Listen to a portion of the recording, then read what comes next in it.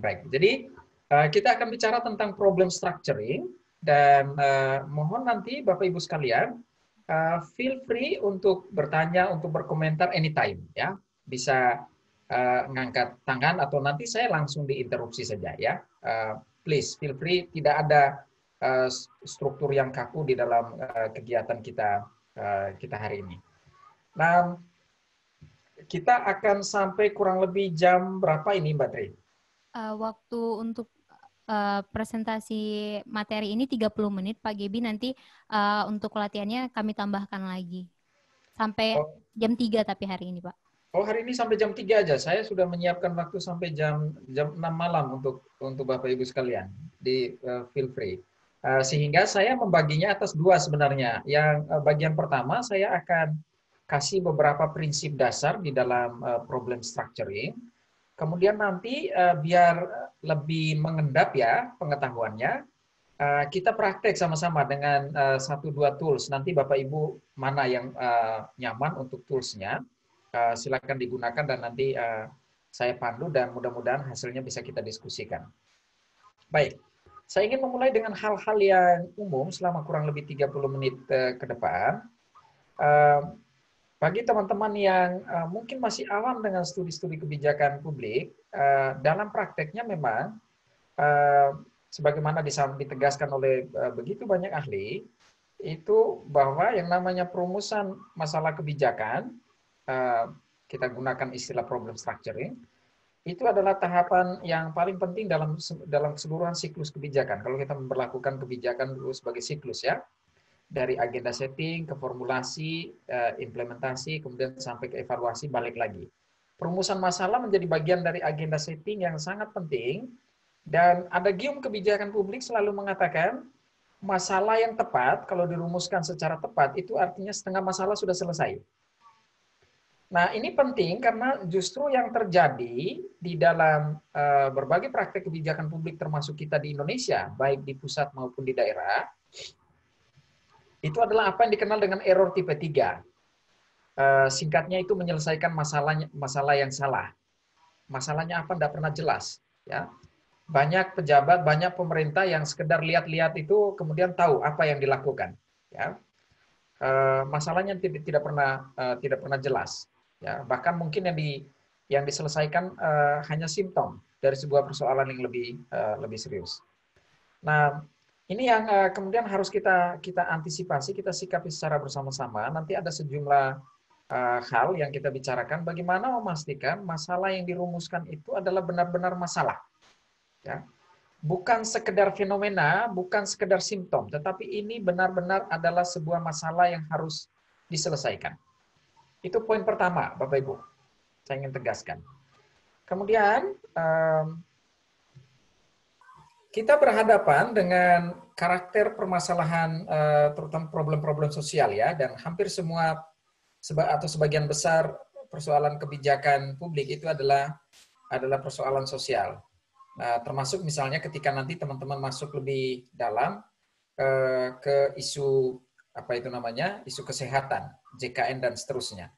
Nah, itu kita berhadapan dengan masalah sosial yang karakternya sangat berbeda dengan masalah teknis. Masalah sosial itu selalu dikategorikan sebagai ini, wicked namanya. Wicked. Ini masalah yang sangat kompleks, terbuka, bergerak dari bandel ya. Semakin kita berusaha untuk menyelesaikannya, semakin jauh dia dari selesai. Misalnya kalau kita bicara dalam konteks yang lain ya, korupsi semakin coba ditangani, korupsi justru semakin besar. Ya, saya kira agak mirip juga dengan JKN. Semakin pemerintah berusaha untuk mengatasi, semakin jauh dia dari harapan untuk teratasi. Juga kadang-kadang messy, tidak terstruktur, selain kompleks, ya, tidak terstruktur, tidak pasti, ya, dan highly disputed. Highly disputed ini maksudnya adalah apa yang menjadi atau dikategorikan sebagai masalah oleh satu orang belum tentu menjadi masalah juga oleh pihak lain. Ya, jadi orang punya preferensi, orang punya standar yang berbeda-beda untuk mengkategorikan sesuatu sebagai masalah, sehingga lagi-lagi sangat mudah dimengerti kalau sesuatu dianggap masalah bagi Anda, tetapi kemudian dianggap sebagai hal yang biasa atau sekedar fenomena bagi orang lain. Nah, kompleksitas dari permasalahan sosial yang kemudian harus diatasi dalam kebijakan publik itu juga ditandai oleh sifatnya yang multidimensional. Ya, misalnya kalau kita melihat sekarang COVID-19, awalnya ini dilihat sebagai masalah kesehatan. Tapi teman-teman bisa melihat bagaimana perkembangannya. COVID kemudian juga menjadi masalah sosial karena ada pemutusan hubungan kerja dan seterusnya. Dia menjadi masalah ekonomi, ya. Bahkan kemudian menjadi masalah politik gara-gara penanganan yang nggak beres, lalu orang menuntut supaya presiden itu diberhentikan. Jadi sangat multidimensi dan multidimensional dari sebuah persoalan atau problem sosial itu karena atau ditandai juga oleh multi sebab sekaligus multi akibat. Ya. Hampir tidak ada sebab tunggal dalam sebuah masalah sosial. Demikian juga hampir tidak ada akibat tunggal ya dari sebuah masalah sosial. Nah, nanti kita akan lihat dengan tools sederhana yang namanya analisis pohon masalah misalnya. Bapak Ibu saya minta untuk mengurut ke belakang, lihat sebab kalau sudah jelas sebuah fenomena dikatakan sebagai masalah kebijakan, Bapak dan Ibu nanti saya minta sebagai bagian dari latihan untuk melihat ke belakang, mengidentifikasi sebabnya, kemudian melihat ke depan untuk menganalisis dampak atau akibatnya. Nah, kita akan bertemu dengan bahwa satu masalah saja itu penyebabnya bisa banyak, demikian juga akibatnya bisa beragam. Nah, yang lebih repot lagi adalah bahwa masalah sosial itu seringkali dibahasakan sebagai moving object. Apa yang menjadi masalah hari ini, begitu kita selesaikan, besok dia ternyata makin besar, hari berikutnya hilang, kemudian muncul lagi. Misalnya AIDS. Hari ini ada, pemerintah melakukan berbagai upaya sehingga kemudian selesai, kasusnya makin banyak, pada akhirnya hilang, begitu tidak ada intervensi, dia muncul lagi. Jadi sangat dinamis yang namanya karakter masalah-masalah sosial, termasuk nanti di dalam masalah-masalah yang ada di sektor kesehatan. Itu poin yang kedua. Nah, terkait dengan itu, di dalam menstrukturisasi masalah publik atau masalah kebijakan, secara umum memang ada dua pendekatan. Ya, ini saya pinjam dari pendekatan agenda setting. Untuk men-set up sebuah masalah menjadi agenda, ada yang memang benar-benar problem based. Ya, agenda itu berasal dari benar-benar masalah. Ada sebuah ukuran objektif yang bisa diverifikasi, difalsifikasi oleh siapapun, ya, data dan seterusnya itu. Ada yang sifatnya vision based, jadi sesuatu yang biasa-biasa saja, tetapi karena kita punya visi ke depan yang lain, lalu situasi sekarang itu dianggap beragam. Dulu mungkin pakai standar yang masa lalu, orang tidak pakai komputer, tidak langganan internet itu tidak ada masalah. Tetapi begitu muncul bahwa ke depan itu kita harus serba digital, e-government, e-service dan seterusnya, maka tidak dimilikinya perangkat digital, tidak adanya langganan internet itu kemudian menjadi masalah. Itulah sebabnya juga teman-teman bisa melihat bahwa urutan prioritas masalah itu seringkali jungkir balik. Kalau boleh ditanya mana lebih penting, makan atau pulsa, banyak anak muda yang menjawab pulsa. Nah, itu belum tentu berdasarkan ini, yang problem based tadi, tetapi lebih pada pendekatan yang sifatnya vision based. Ya, jadi karena masalah begitu banyak, maka kadang-kadang cara terbaik untuk mengatasi masalah itu adalah lupakan sejenak masa lalu, ya. Kemudian kita berpikir tentang masa depan. Fokus pada masa lalu yang berlebihan akan kemudian menggerus semua energi kita sehingga kita lupa membentuk masa depan. Nah, inilah yang coba ditutup dengan vision based policy. Dalam kenyataannya dua ini digunakan secara bersamaan. Jadi ada masalah publik yang benar-benar berasal dari dirumuskan berdasarkan pendekatan masalah seperti yang biasa dilakukan. Ada juga masalah-masalah publik yang proses strukturisasi atau identifikasinya dilakukan berdasarkan visi, dan yang paling ideal adalah bahkan ketika kita menggunakan pendekatan visi itu juga harus tidak bisa terlepas penuhnya dari masalah, dan sebaliknya ketika kita berusaha mengatasi sebuah masalah, jangan lupa juga dengan visi masa depan. Nah, itu poin yang ketiga. Lalu sekarang bagaimana kita mengatakan sesuatu sebagai masalah atau bukan?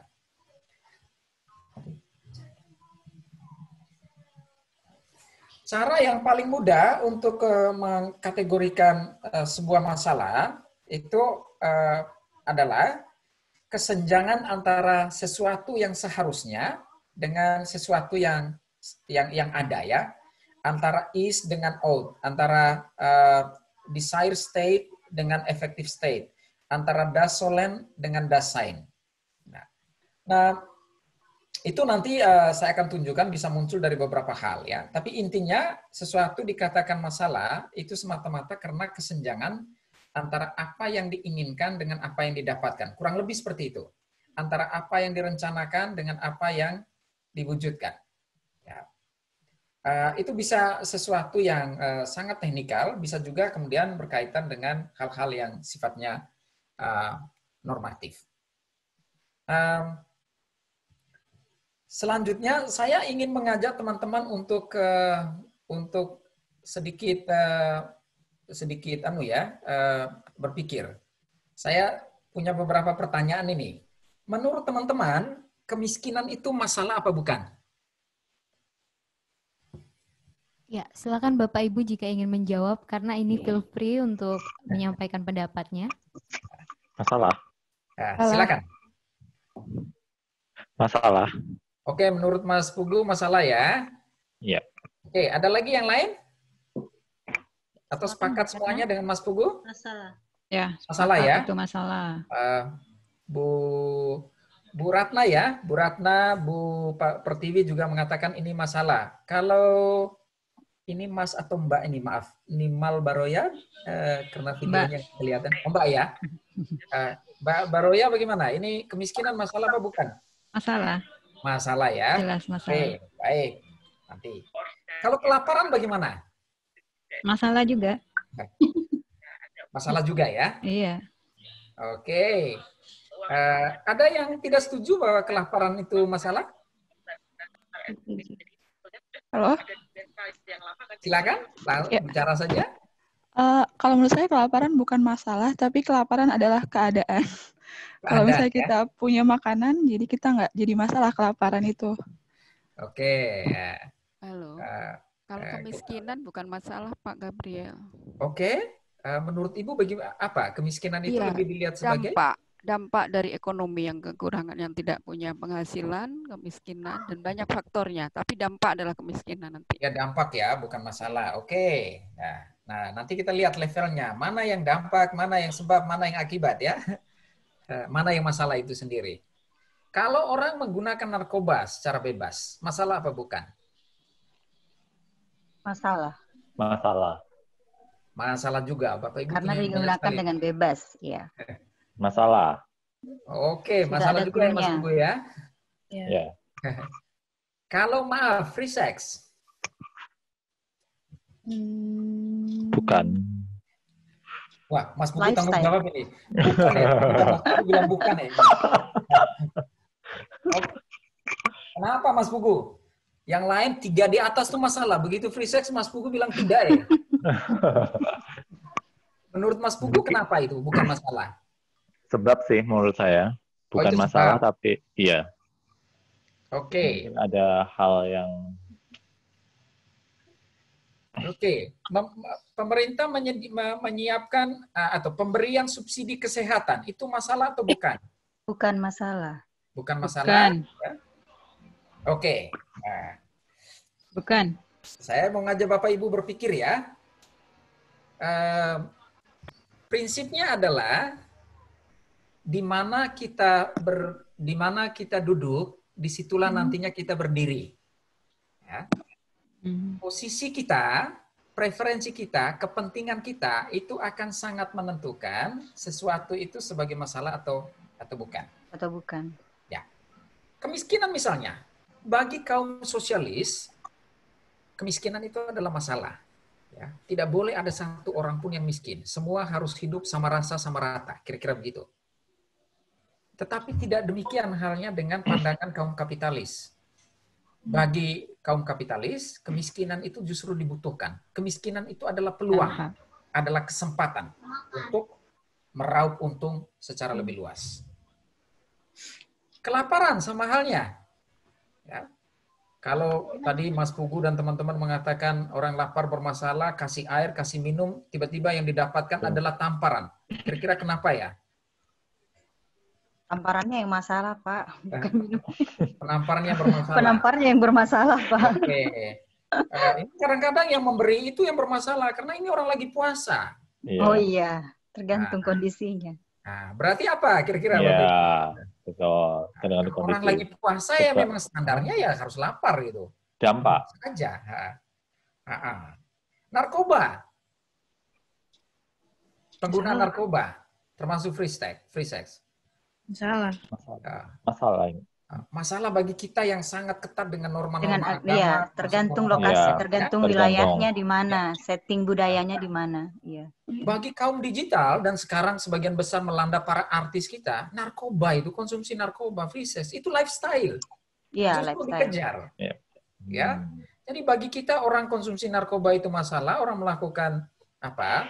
Kumpul kebo begitu adalah masalah, tapi bagi kelompok-kelompok itu bukan, itu lifestyle. Ya. Justru kalau kita mencoba mengatasi itu, kitalah masalahnya. Iya. Nah, gitu. Subsidi kesehatan, masalah atau tidak ketika pemerintah mengalokasikan sejumlah uang yang seharusnya bisa katakanlah ya, dipakai untuk pembangunan pendidikan, bangun rumah sakitnya, kemudian infrastruktur dan seterusnya. Malah kita mensubsidi lewat JKN misalnya. Ya. Sebagian orang mengatakan ini kelompok neoliberal, tidak boleh ada yang namanya subsidi. Sehingga begitu pemerintah memberikan subsidi itu masalah. Bagi pemerintah dengan berangkat dari prinsip health for all, semua orang apapun kapasitas ekonominya harus mendapatkan pelayanan yang sama, memberi subsidi adalah sebuah keharusan. Itu adalah solusi untuk memastikan setiap warga negara terlepas dari kemampuan ekonominya akan mendapatkan akses terhadap pelayanan kesehatan. Nah, ini sekedar contoh Bapak Ibu, masih banyak contoh yang lain, sekaligus saya ingin mengajak, tolong hati-hati untuk melihat sesuatu sebagai masalah atau tidak. Ya. Nah, oleh karena itu kembali juga ke poin sebelumnya bahwa yang disebut dengan problem atau masalah kebijakan itu area yang subject to contestation, subject to dispute. Bakal banyak pergumulan di situ. Ada perbedaan, bahkan konflik di situ. Dan itu adalah hal yang biasa. Nah, untuk membantu kita melihat sebuah fenomena sebagai masalah atau tidak, ya, maka ini ada sejumlah alat bantu, sejumlah prinsip Bapak Ibu. Ya. Prinsip pertama itu adalah ketika Bapak dan Ibu melihat sebuah fenomena, gunakan teori. Ya. Misalnya, kalau Indonesia adalah negara Pancasilais dan di situ ada sila kelima, maka memberikan subsidi itu adalah keharusan sehingga ketika pemerintah gagal memberikan subsidi, ini berarti bertentangan dengan teori negara Pancasila tadi. Ya. Demokrasi dibuat, ini ilmu saya, demokrasi dibuat salah satu argumennya adalah untuk membabat korupsi. Indonesia begitu demokrasinya dilakukan, korupsinya ada di mana-mana. Maka korupsi itu secara teoritis bermasalah. Kita menggunakan teori demokrasi untuk menjelaskan bahwa fenomena korupsi itu adalah masalah. Ya. Walaupun orang lain yang dengan pendekatan rasionalnya mengatakan korupsi itu transaksi yang biasa. Ya. Tetapi dari teori demokrasi, kita belajar bahwa standar teoritisnya begini, sehingga ketika praktek-praktek yang ada tidak memenuhi standar teoritis itu, kita sebut sebagai kesenjangan, disitulah terjadi masalah.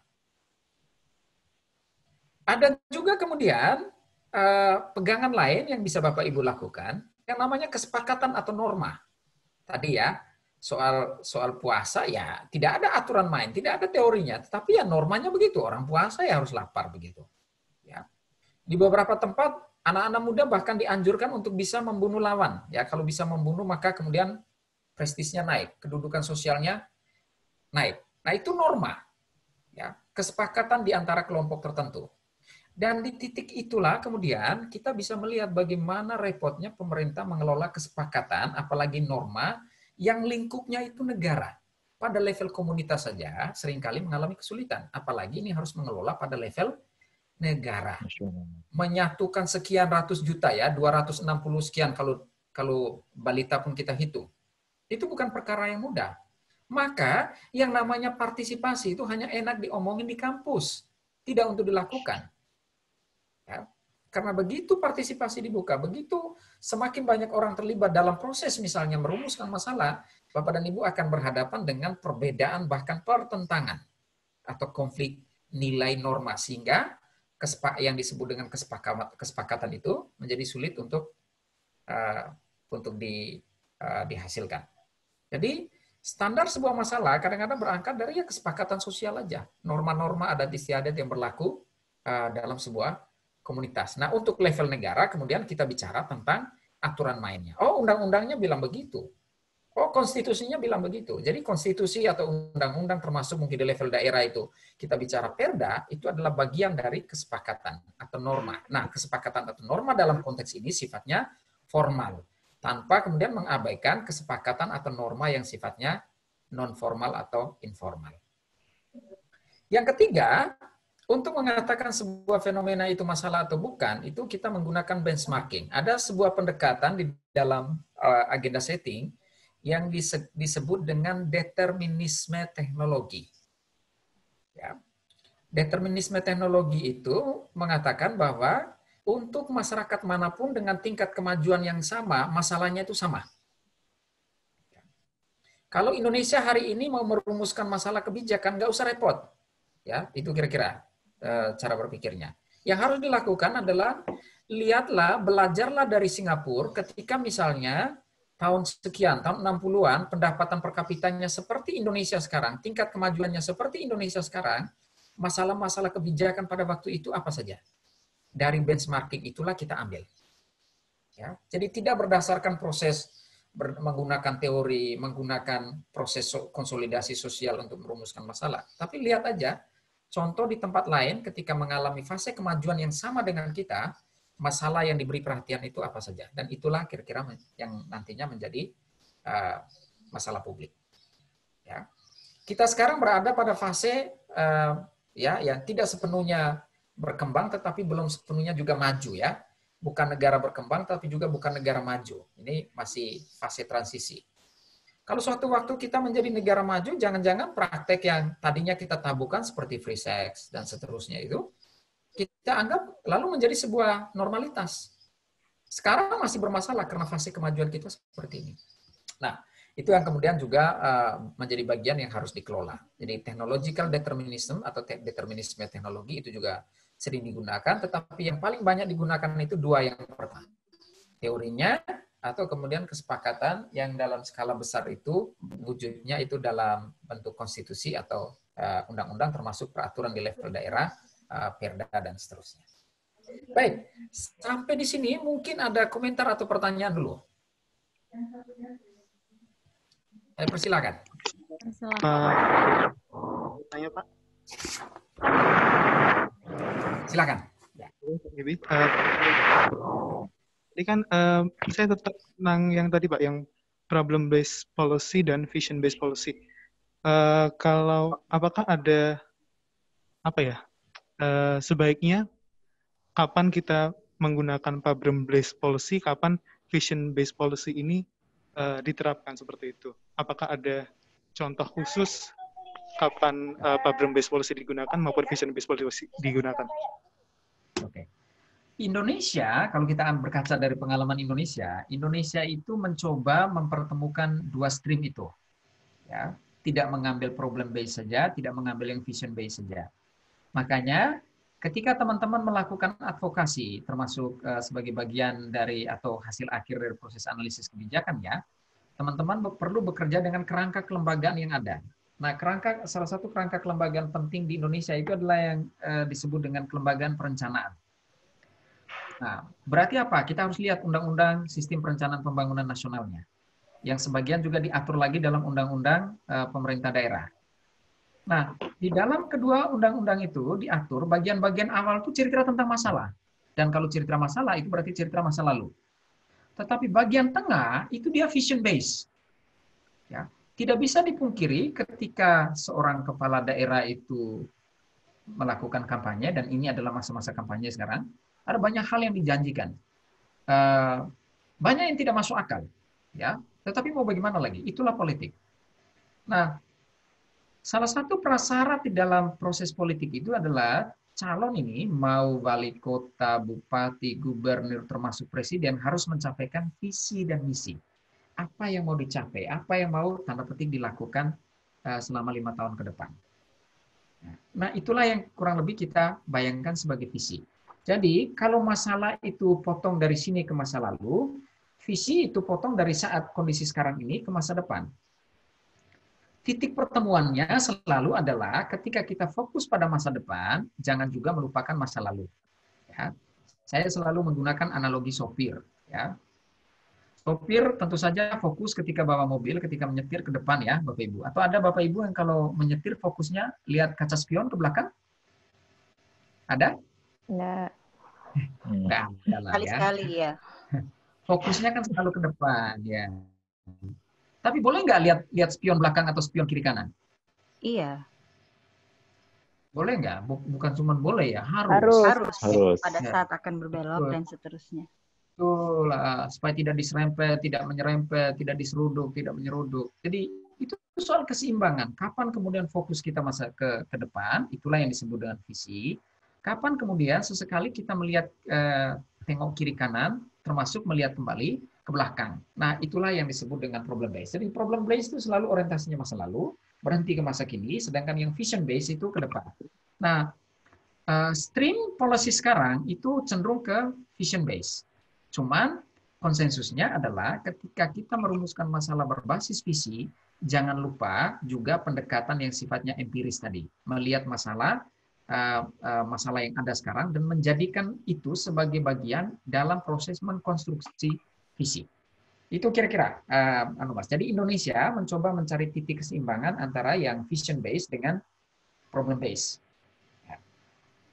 Mudah-mudahan bisa menjawab pertanyaan Mas Alenda tadi. Terima kasih, Pak. Nah, yang lain mungkin? Ya, boleh tanya Pak Arifah. Boleh, silakan ya. Bu Arifah ya. Ya, terima kasih. Assalamualaikum warahmatullahi wabarakatuh dan selamat siang. Saya Arifah dari Unhas. Tadi kan kita sudah di awal kita sudah latihan menebak nih, mana yang masalah, mana yang bukan masalah, mana yang sebab, mana yang akibat. Dan akhirnya kita sampai pada kesimpulan bahwa definisi masalah itu sangat kontekstual, tergantung pada konteks, tergantung pada siapa yang mengalami sih, perspektifnya siapa sih yang kita tanya, seperti itu. Nah, karena itu kemudian kita mencoba menggunakan pendekatan standar masalah tadi. Nah, kalau kita menggunakan teori kan teori juga bervariasi ya. Mungkin bahkan ada teori yang mungkin saling bertolak belakang, saling mematikan, seperti itu. Kita berbicara kesepakatan, norma itu kan juga bisa berlaku pada satu budaya tertentu, tetapi kemudian dia kemudian bukan menjadi sebuah norma yang layak dan diterima pada budaya yang lain. Benchmark juga tidak selalu compatible. Jadi ketika kita membenchmark, kita misalnya tidak semua kondisi yang melekat pada institusi, misalnya pada kelompok masyarakat yang dijadikan benchmark, itu juga merupakan karakter-karakter yang juga dimiliki oleh kelompok masyarakat yang melakukan benchmark. Jadi akhirnya kan tidak terstandarisasi juga akhirnya. Jadi bagaimana kita bisa ketika kita melakukan advocacy, bagaimana kita bisa meyakinkan bahwa masalah yang menurut kita masalah, menurut hasil analisis kita berdasarkan teori, norma yang kita lihat, benchmark, itu layak juga dianggap sebagai masalah. Karena ini terkait pada agenda setting. Jadi kalau kita mampu meyakinkan bahwa sebuah masalah layak untuk menjadi pembahasan di dalam agenda setting, maka besar kemungkinan akan ada kebijakan yang dapat menjadi solusi terhadap masalah tersebut. Tetapi kan intinya adalah di awal adalah bagaimana meyakinkan orang lain bahwa perspektif kita sesuatu itu masalah juga masalah, ya memang masalah gitu. Apakah misalnya kalau secara teori misalnya itu neneknya teori itu mengatakan begitu, tapi kan tidak bisa juga karena mungkin teori-teori yang mutakhir justru lebih up to date seperti itu. Bagaimana, Pak? Baik, terima kasih Bu Arifah. Pertanyaannya bagus sekali. Ada sejumlah perangkat seperti ini ya, teori, kesepakatan, benchmarking. Semua punya plus minusnya. Nah, jawaban terhadap Bu Arifah itu cukup banyak ahli, termasuk orang seperti William Dunn ya. Ini termasuk babonnya analisis kebijakan. Walaupun saya baca tapi tidak terlalu banyak motif juga. Tapi fine lah, karena di Indonesia banyak sekali yang gunakan William Dunn. Oke, saya coba ikuti logikanya. Nah, orang seperti William Dunn mengatakan yang disebut dengan problem structuring itu terjadi pada 2 level. Atau minimal ada 2 tahapan penting. Nanti di bagian bawah juga saya akan coba ulangi. Tahapan pertama itu disebut dengan tahapan teknis substantif. Tahapan teknis substantif, kalau ini dikaitkan dengan proses analisis kebijakan, Bapak dan Ibu semua sebagai analis kebijakan, maka tahapan pertama ini jadi tanggung jawabnya Bapak Ibu. Mau pakai teori yang mana terserah Bapak Ibu. Mau pakai norma atau kesepakatan yang mana terserah Bapak dan Ibu. Mau benchmark yang mana terserah Bapak dan Ibu. Jadi itu murni terletak pada pilihan preferensi seorang analis kebijakan. Termasuk juga ketika kalau proses analisis kebijakan ini dilakukan oleh pembuat kebijakan sendiri. Ya, banyak juga eksekutif itu ketika membuat perda, membuat undang-undang, mereka kemudian juga punya tim asistensi yang menghasilkan misalnya naskah akademik. Itulah kira-kira proses analisis kebijakan. Nah, apa yang dihasilkan pada tahapan pertama ini harus dibawa ke dalam sistem, dan hampir semua sistem pembuatan kebijakan mensyaratkan pelibatan aktor lain, ya, tergantung sistem ketatanegaraan. Kalau sistem parlementer berbeda dengan sistem presidensial. Kita ambil contoh sistem presidensial di Indonesia. Maka yang namanya undang-undang, sebagus apapun rancangan yang dihasilkan oleh tim eksekutif, dia harus dibicarakan dengan legislatif. Disitulah kemudian tahapan pertama, teknis substantif tadi, bertemu dengan proses kedua yang kita sebut sebagai proses politik. Nah, sangat mungkin ya kita berharap dengan kemampuan Bu Arifah dan teman-teman menjelaskan ini teorinya begini, datanya begini, pendekatannya begini, lalu legislatif bilang wah bagus nih. Oke, setuju. Tapi yang namanya legislatif kita kan tidak begitu. Ya. Untuk hal-hal yang semakin rumit, dan itulah keunggulannya eksekutif, hal yang sederhana pun dibuat rumit, kalau bisa sedemikian rumit supaya tidak dipahami oleh dewan dan pada akhirnya tidak dibahas. Itu juga salah satu strategi. Ya. Tapi kita berharap rumit di satu sisi tapi bisa dimengerti sehingga bisa didiskusikan. Nah, inilah yang kemudian dibawa ke proses berikutnya. Proses berikutnya, proses politik tadi, dia sifatnya intersubjektif. Ya, apalagi kerangka kelembagaan kita, aturan main kita memang mengharuskan ke sana. Maka disitulah dia bertemu dengan dewan, lalu dewan juga mengundang perwakilan misalnya dari kampus, dari LSM, dari media, dari kelompok kepentingan, dari kelompok penekan, dan seterusnya. Disitulah intersubjektivitas terjadi. Ada proses dialog, ada proses diskursus. Pada akhirnya, sangat sedikit masalah yang dibawa berdasarkan teori yang solid, data yang valid, dan seterusnya itu pada akhirnya menjadi masalah yang disepakati. Sangat mungkin bergeser. Apalagi kalau bicara tentang solusinya. Nanti di sesi yang lain kita bicara tentang itu. Jadi sangat mungkin bergerak. Oleh karena itu, rumus umum dalam kebijakan publik itu adalah bahwa hampir pasti masalah maupun solusi yang diadvokasi oleh teman-teman, apalagi menggunakan pendekatan akademik, rasional, teknokratis begitu, itu tidak menjadi pilihan. Ya. Masalah dan terutama solusi itu biasanya masuk kategori second best. Ya. Yang second best itu apa? Ya sudah masalah ataupun alternatif pemecahan yang sudah yang lahir dari kompromi berbagai macam preferensi, kepentingan termasuk teori yang digunakan tadi, kesepakatan norma yang berbeda-beda, benchmarking dan seterusnya. Itulah sebabnya juga memang pada akhirnya desentralisasi itu menjadi penting. Pentingnya dalam rangka apa? Dalam rangka bahwa kebijakan yang dibuat itu tanda petik komunitas dan kepentingan yang dipengaruhi itu lebih kecil, sehingga berbagai perdebatan tadi bisa relatif disederhanakan. Tapi kalau kita bicara pada level nasional, undang-undang PP dan seterusnya, ya jangan marah kalau kemudian ketika teman-teman butuhnya cepat, tapi pemerintahnya lambat. Karena prosesnya seperti itu. Jadi itu kira-kira jawaban saya, Bu. Betul bahwa ada sejumlah teori yang bisa digunakan, kesepakatan, benchmarking, tapi itu kan preferensi personal. Kadang-kadang seorang analis kebijakan yang nanti harus didialogkan, dipertemukan, dicari titik keseimbangannya dengan teori, kesepakatan, benchmarking, atau preferensi dari aktor-aktor yang lain. Pada akhirnya, proses perumusan masalah pun proses yang sifatnya intersubjektif. Terima kasih, Pak. Ya, sama-sama, Ibu. Pak Gebi. Mungkin masih ada yang lain? Mohon maaf Pak Gebi, waktunya tinggal 3 menit, mungkin kita bisa Masya Allah, kejam betul ini. Ya. Gak apa-apa Pak Gebi. Oke, saya lanjut ya.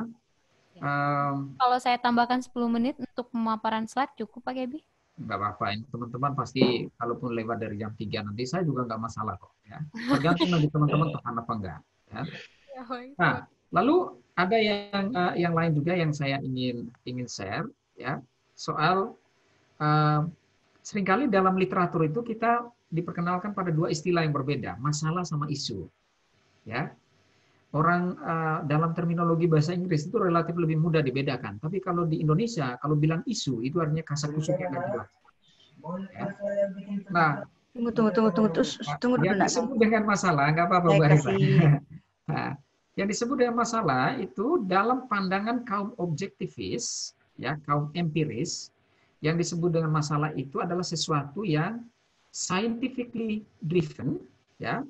Ada kaidah-kaidah ilmiah dalam proses strukturisasinya, ya, dan memiliki karakter yang jelas, tidak perlu diperdebatkan.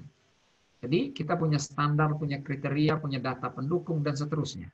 Ini pandangan objektif. Dengan kata lain, ini diakui bahwa masalah itu ada di luar sana, dia realitas objektif. Tugas seorang analis kebijakan hanya kemudian menangkap itu, kemudian merumuskannya dalam representasi yang bagus sebagai masalah. Tapi pandangan yang konstruktivis mengatakan bahwa sebenarnya yang namanya masalah itu subject to framing. Ya. Masalah itu bisa di-frame, bisa dikerangkai secara politik, dan bisa juga dikonstruksi secara sosial. Nah, karena aktor dan preferensinya banyak, maka seringkali di titik itulah yang oleh seseorang disebut masalah, bagi orang lain disebut isu. Ya. Nah, jadi teman-teman bisa menguji secara cepat kapan sebuah masalah itu masalah, kapan dia menjadi sekedar isu. Tinggal dilihat apakah dia itu sesuatu yang di-drive secara akademik, secara saintifik, atau muncul secara politik, atau di-frame secara sosial. Untuk konteks Indonesia, lagi-lagi tuntutannya satu, bahwa dua pendekatan ini harus dikombinasikan. Perumusan masalah itu harus berbasis bukti, ada teori-teori tertentu, tetapi jangan lupa bahwa itu semua terjadi di dalam kerangka kelembagaan tertentu, sehingga konstruksi atau framing-framing sosial politik harus juga dibuka ruangnya. Nah, ini yang kadang-kadang membuat kita kesulitan. Teman-teman, saya yakin sudah memiliki sejumlah amunisi untuk melakukan advokasi, tetapi begitu advokasinya digeser ke pendekatan yang agak konstruktivis, harus berdialog, berdebat dengan banyak orang, seringkali kalang kabut di titik itu. Kemudian yang lain, kalau kita bicara problem structuring, ya, kalau kita bicara tentang problem structuring, ini mengikuti dan misalnya ini bicara dengan proses telaah, ya, dari para analis kebijakan untuk mencari, mengevaluasi dari sekian banyak masalah sosial yang layak diangkat untuk kemudian didorong ke pengambil keputusan formal. Ya. Jadi ini proses mencari, mengevaluasi, ya, dari berbagai permasalahan yang tadi bisa antara satu dengan yang lain sangat berbeda. Mirip juga dengan yang disampaikan oleh Wuli dan Pete, ya. Jadi ada sejumlah kondisi tertentu yang lalu diterjemahkan menjadi serangkaian permasalahan atau bahkan isu atau sekedar pertanyaan, ya. Tetapi ini harus lebih jelas strukturnya untuk memastikan bahwa nantinya ada perhatian, ada aktivitas yang lebih spesifik, lebih terfokus untuk mengatasinya. Nah, oleh karena itu saya pinjam untuk kepentingan kita, saya meminjam beberapa ini, kemudian saya rumuskan bahwa yang namanya problem structuring itu berkaitan dengan cara pemerintah atau seorang analis kebijakan untuk mengembangkan keterampilan ini individu sekaligus aturan main kelembagaannya untuk secara cermat dan demokratis mengubah situasi problematis ya yang bisa isu tadi yang dialami oleh publik, kemudian mengkerangkai masalah tersebut secara intersubjektif namun juga tetap otoritatif. Jadi dibuka ruang untuk dialog dengan sebanyak mungkin pihak yang berkepentingan, tapi pada saatnya nanti pemerintah harus secara otoritatif memutuskan bahwa ini adalah masalahnya. Ya, nanti ada gradasinya. Kapan dia menjadi masalah yang otoritatif? Saya akan sampaikan secara cepat di bagian akhir. Kemudian ini juga ada kerangka yang lain. Dia tidak menggunakan problem structuring, tapi problem delimitation. Ini aktivitas multidisiplin untuk menganalisis dan memahami penyebab dari sebuah masalah kebijakan, kemudian menganalisis dan mengevaluasi representasi subjektifnya, yang tadi ya, sesuatu disebut masalah oleh seseorang, belum tentu masalah menjadi orang lain. Lalu pada akhirnya problem delimitation itu diukur dengan precise formulation. Inilah masalahnya. Inilah masalah yang seharusnya diangkat, diadvokasi dan harus diberi perhatian oleh pemerintah. Nah, sayangnya kemudian yang namanya delimitasi masalah ini dia bisa subjektif atau objektif, maka kemudian ketemu istilah yang tadi saya katakan intersubjektif. Dia bisa mencakup aspek-aspek norma atau nilai normatif, bisa juga yang sifatnya empiris ya, value free. Walaupun dalam banyak hal yang sesuatu yang value free, yang non normatif ini sangat jarang. Umumnya kita berhadapan dengan masalah yang sangat kental nuansa normatifnya. Kemudian ada juga yang disebut dengan problem framing. Ini sekaligus tadi jawaban untuk tadi saya pakai untuk menjawab pertanyaan dari Bu Arifah. Nah, oleh karena itu yang disebut dengan problem structuring atau lebih tepatnya di sini problem framing itu berkaitan dengan pertanyaan bukan saja masalahnya apa, tetapi siapa partisipan atau targetnya, siapa yang mendapatkan sesuatu dan siapa yang bakal kehilangan sesuatu, ya. Apa saja potensi-potensi konflik di dalamnya, seberapa tinggi kalau ada potensi konflik itu. Apa relevansinya dengan prioritas, dengan preferensi kekuatan politik yang ada. Jadi ini tadi saya katakan ya, dimulai dengan aktivitas teknis substantif, dengan kajian yang saintifik, tetapi kemudian memasuki ranah sosial politik, di mana sejumlah preferensi atau faktor dan aktor, demikian juga kepentingan itu harus ikut dipertimbangkan. Lalu hal yang lain adalah juga bicara tentang problem acknowledgement. Ini yang agak sulit Bapak Ibu, karena kecenderungan di dalam birokrasi pemerintahan itu adalah avoidance ya. Sesuatu yang bagi kita masalah atau masalah itu dianggap sebagai sesuatu yang tidak enak sehingga dihindari. Maka salah satu bagian dari problem structuring itu nanti mengarah ke problem acknowledgement ya. Harus ada pengakuan dari otoritas pengambil keputusan bahwa sebuah situasi problematis itu benar-benar masalah. Nah, ini tergantung pada dua hal. Lagi-lagi tadi respon saya terhadap pertanyaan Bu Arifah. Ini berkaitan dengan pengetahuan policy makers terhadap masalah tertentu yang kemudian harus diikuti dengan jawaban yang tuntas terhadap pertanyaan what is the problem ya, masalah yang sesungguhnya itu apa. Tetapi juga pada saat yang lain setelah itu selesai lalu dibawa keluar dan itu menuntut derajat kesepakatan tertentu. Konsensus atau bahkan kompromi, terutama berkaitan dengan kausalitas ya, hubungan sebab akibat ya, dan juga tujuan. Maka lalu pertanyaan yang harus dijawab adalah why a problem is the problem ya. Whose problem is that ya. Pertanyaan-pertanyaan seperti itu. Nah, itu sangat mungkin kemudian muncul tidak ketika kita melakukan kajian, tetapi setelah kita melakukan kajian dan bagian dari proses advokasi. Dari dua ini tadi, pengetahuan yang dimiliki dan kemudian derajat konsensus, seringkali kita bertemu dengan tipologi masalah ini, Bapak Ibu. Ada masalah yang tingkat kepastian karena pengetahuan yang relevan itu cukup, itu dia ada. lalu konsensus dari para aktor juga ada. Ini yang kita sebut dengan structure problem, masalah yang terstrukturisasi secara jelas. Misalnya yang sederhana itu pemeliharaan jalan, itu jelas, nggak perlu perdebatan tentang itu, ya, pengetahuan tentang itu pun juga ada. Tapi tidak ada juga tipe masalah yang knowledge-nya itu ada, tetapi konsensusnya absen. Ya, ini biasanya berkaitan dengan masalah-masalah terkait tujuan, ya, ends problem. Misalnya aborsi itu sebenarnya untuk apa? Eutanasia, ya, untuk apa? Voting rights untuk misalnya orang asing itu untuk apa? Jadi pengetahuan kita tentang masalah itu jelas, tapi konsensus terkait norma atau nilai di baliknya tidak. Ada juga kategori masalah yang pengetahuannya itu rendah, tetapi konsensusnya tinggi. Misalnya traffic safety, ya, ini means problem. Kita semua tahu bahwa orang itu sepakat penting untuk yang namanya akan pentingnya keselamatan lalu lintas. Tapi pertanyaannya kemudian dengan cara apa itu dicapai? Jadi konsensus terhadap tujuan ada, tetapi ends-nya absen.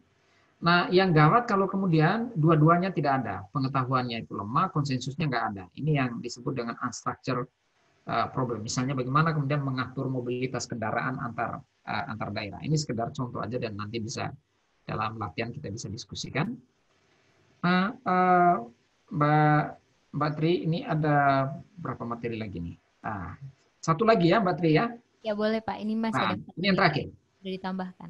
Nah, ini Guy Peters itu termasuk yang ahli yang sering dirujuk juga. Beliau mengembangkan kriteria yang dia sebut dengan policy attributes untuk membantu kita menstrukturisasi masalah kebijakan. Kriteria yang pertama itu atau properti yang pertama itu berkaitan dengan solubility. Apakah sebuah masalah itu bisa diselesaikan secara tuntas atau kemudian dia bakal muncul berkali-kali di masa yang akan datang. Kemiskinan misalnya, apakah itu bisa diselesaikan secara tuntas atau jangan-jangan hari ini selesai, besok muncul lagi. Besok diselesaikan, lusa muncul lagi. Jadi karakter masalah itu juga harus diperhatikan dan ini akan menentukan derajat solubilitasnya. Itulah sebabnya Anda bisa lihat kecenderungan dari policy makers, mereka lebih suka bekerja dengan masalah yang hari ini selesai, besok tidak muncul lagi. Ya. Mereka umumnya menghindari bekerja dengan sesuatu yang sifatnya jangka panjang, apalagi penyelesaian hari ini tidak menjanjikan keberlanjutan untuk atau agar masalah itu tidak muncul lagi di kemudian hari. Ini yang disebut dengan solubility. Ada juga yang disebut dengan complexity. Nah, complexity ini ada dua, ada political complexity sama programmatic complexity.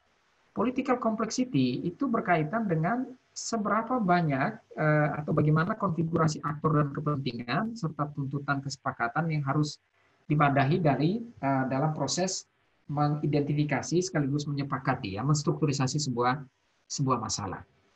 Apakah ini murni eksekutif saja? Apakah ini murni pekerjaan analis kebijakan saja? Apakah ini daerah saja atau dengan pusat? Dan seterusnya. Ini yang disebut dengan political complexity, karena sistem. Ada juga yang disebut dengan programmatic complexity. Ini terutama berkaitan dengan pemahaman teknis dan hubungan sebab akibat atau sebuah masalah. Nah, dugaan saya teman-teman analis kebijakan itu kuat di sini. Di programmatic complexity, tetapi kurang sensitif terhadap political complexity. Maka nanti kemudian harus didorong juga ke arah sana, ada toolsnya. Lalu scale atau severity, ya, tingkat keseriusan. Magnitude masalah itu seberapa besar? Dampaknya itu bagaimana? Sehingga apakah masalah itu harus diselesaikan secara komprehensif atau bisa dilakukan secara pelan-pelan? Umumnya kemudian orang memilih masalah yang bisa diselesaikan secara inkremental, pelan-pelan, walaupun ini berkaitan dengan teori perubahan sosial, walaupun ada juga tipe masalah yang butuh penyelesaian yang komprehensif. Misalnya, kalau ada mimpi mau ke bulan, ya jangan kemudian, oh nanti tahun ini kita naik dulu, ya kita tembak roket 1 km, tahun depan 2 km, sampai di tahun ke-50 baru mencapai bulan misalnya. Nggak bisa. Now or never. Itu berkaitan dengan scale. Kemudian juga aspek divisibility. Nah, 3 aspek pertama ini yang disebut dengan core core attributes. Atribut-atribut utama dari sebuah masalah yang harus diselesaikan pada masalah itu sendiri. Nah, 4-7 itu harus diperhitungkan dan menjadi modal ketika menyusun instrumen atau desain implementasinya. Maka lalu kita bicara tentang divisibility. Apakah sebuah masalah itu masuk kategori yang kemudian dinikmati oleh semua orang atau hanya mewadahi kepentingan kelompok tertentu? Dia public goods atau private goods? Masalah publik yang ideal itu seharusnya ke public goods. Maka Anda bisa lihat kalau ada sebuah masalah yang kemudian didorong dan itu menimbulkan oposisi perlawanan yang luar biasa, itu biasanya berkaitan dengan private goods. Labelnya publik, tetapi sebenarnya itu privat. Lalu monetarisasi ini berkaitan dengan tuntutan moneter, ya, atau non. Dia butuh uang atau tidak? Ada masalah tertentu yang butuh uang, misalnya kalau bangun jalan, ya, pengentasan kemiskinan. Tapi ada juga masalah tertentu yang mungkin tidak butuh uang, mainstreaming gender, ya, apalagi kemarin yang lagi ribut itu haluan ideologi Pancasila, mungkin tidak akan butuh, karena ini berkaitan dengan way of life. Lalu scope of activities, berapa banyak orang atau organisasi atau aktivitas yang terlibat, ya, dan ini berkaitan dengan kapasitas pemerintah untuk mengelola.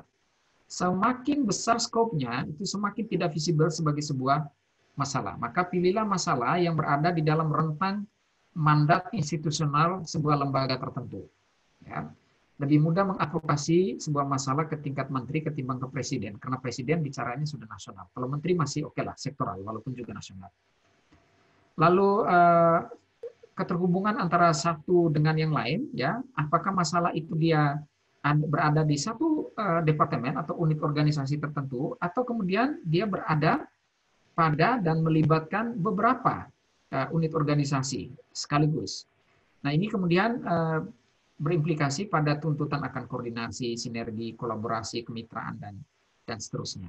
Jauh lebih mudah menyelesaikan mengadvokasi masalah yang sifatnya itu single policy domain ketimbang yang sifatnya itu several domain. Jadi ini juga instrumen yang teman-teman bisa gunakan. Kalau butuh bacaan yang lebih tuntas, teman-teman bisa lihat tulisannya Guy Peters di tahun 2025, judulnya The Problem of Policy Problems. Ya. Dan ini sudah secara umum digunakan untuk menyaring kira-kira mana yang masalah yang bisa diangkat, mana yang kemudian bisa diabaikan begitu saja.